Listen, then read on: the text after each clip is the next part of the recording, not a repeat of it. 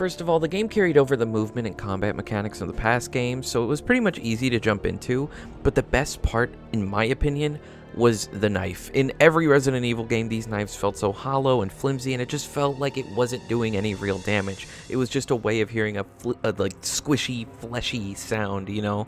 But in Code Veronica, this is undoubtedly the strongest knife out of every other knife in the Resident Evil games, or at least out of all the ones that I played, and this is probably the only Resident Evil game where I'd honestly consider doing a knife-only run because this is just how much faith I have in this beautiful weapon. Because if I'm not using a knife, I'm using a gun to down enemies so I could use my knife again, or I just forgot because I just got really locked into taking down an enemy. And if I'm being real here, seeing these bats fly around or like these keys jingling in front of me, you know, so I gotta like take them all out.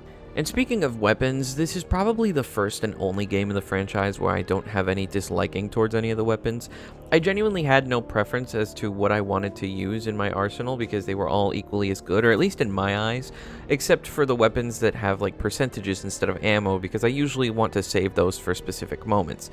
Although, for transparency's sake, I mostly listened to my chat whenever they told me which weapon would be better to use in certain sections, so you know, whenever I entered certain areas, I would just listen to whatever my chat thought was best. There were also a lot of people in chat who told me instead of using pistol ammo, it'd be better if I just used the crossbow handgun instead of the normal one.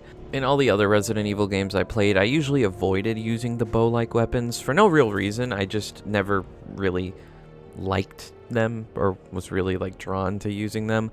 But just like the knife, I feel like the crossbow handgun was just as fun to use in this game than it has been in any other game I've played.